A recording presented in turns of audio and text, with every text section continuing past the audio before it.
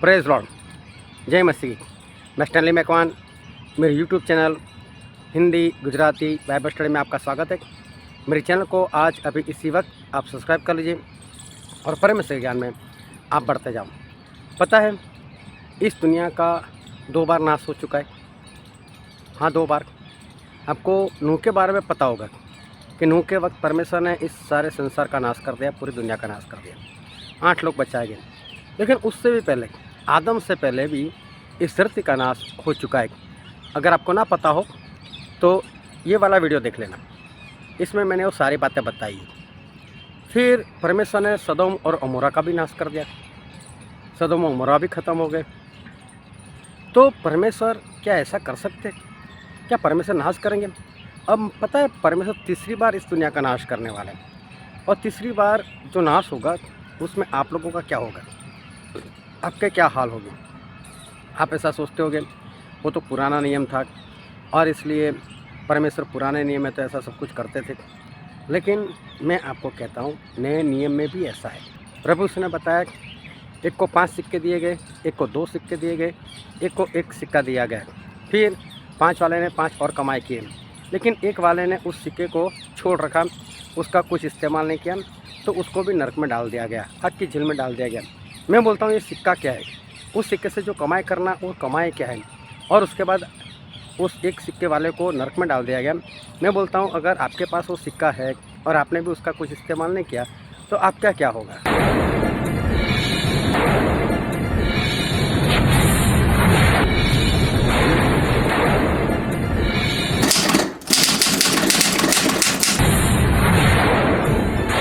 ये तीसरा पार्ट है और परमेश्वर आपको कुछ सिखाना चाहते।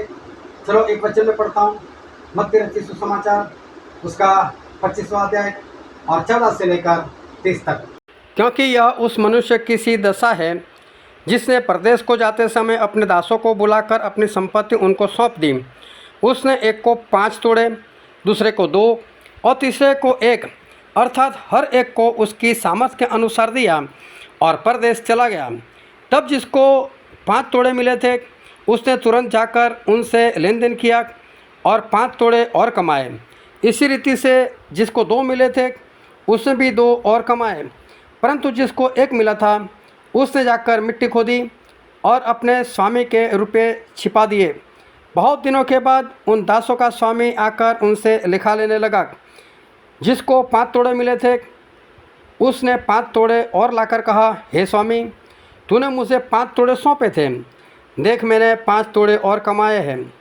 उसके स्वामी ने उससे कहा, धन्य हे अच्छे और विश्वास योग्य दास, तू थोड़े में विश्वास योग्य रहा, मैं तुझे बहुत वस्तुओं का अधिकारी बनाऊंगा, अपने स्वामी के आनंद में सहभागी हो। और जिसको 2 तोड़े मिले थे, उसने भी आकर कहा, हे स्वामी, तूने मुझे 2 तोड़े सौंपे थे, देख मैंने 2 तोड़े और कमाए। उसके स्वामी ने उससे कहा, धन्य हे अच्छे और विश्वास योग्य दास, तू थोड़े में विश्वास योग्य रहा, मैं तुझे बहुत वस्तुओं का अधिकारी बनाऊंगा, अपने स्वामी के आनंद में सहभागी हो।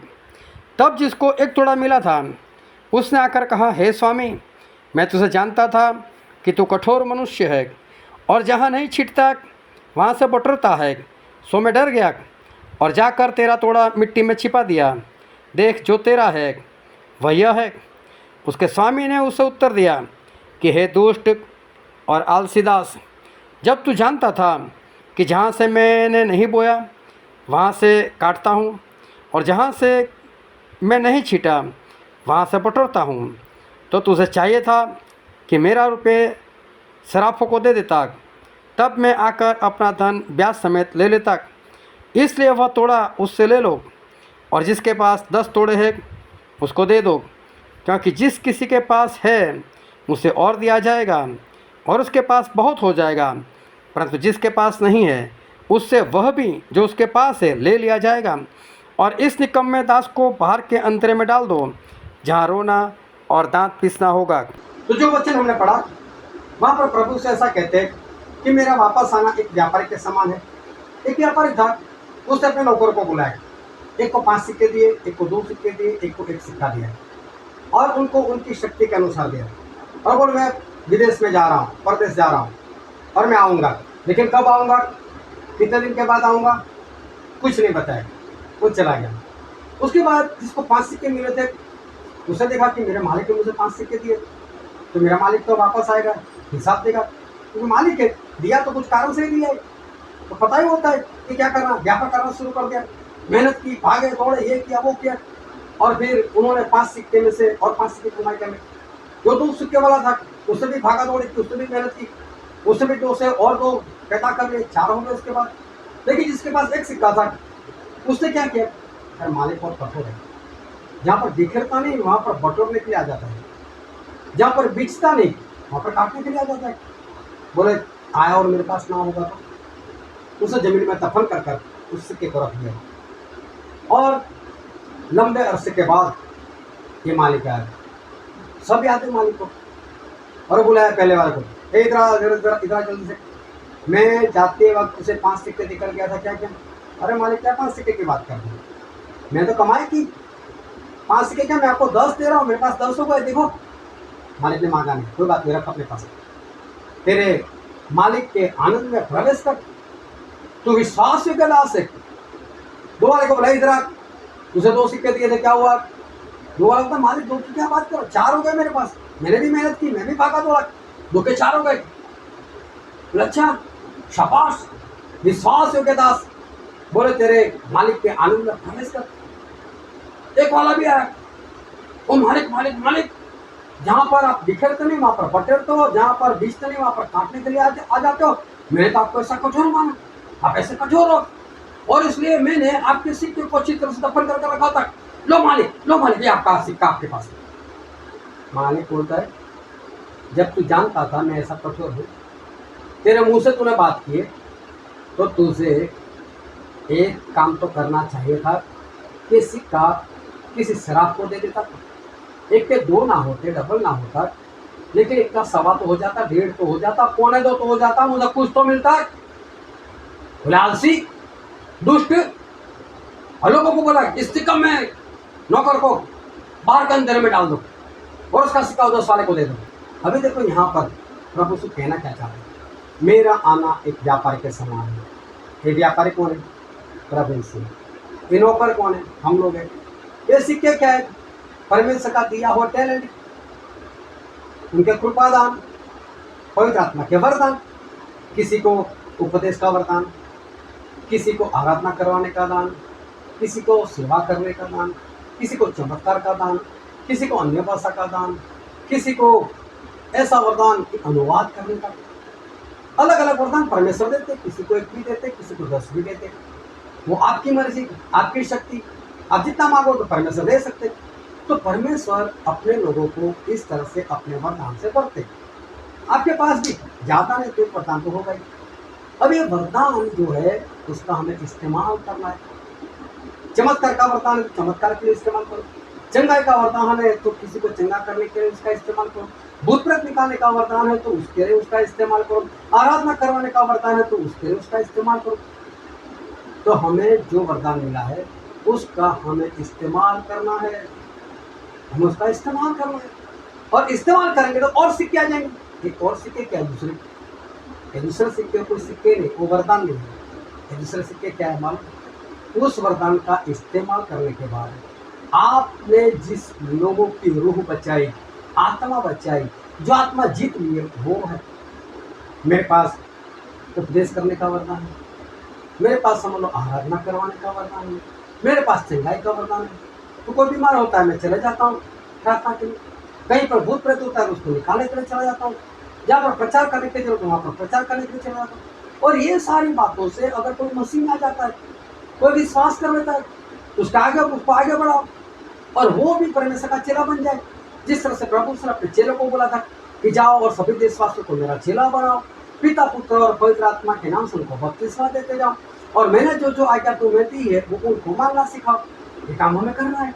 तो हमें मिले हुए वरदानों से हमें काम करना है, और हमें काम करते हुए दूसरे लोगों को जीतना है जो मसीह में नहीं, उनको मसीह में लेकर आना है।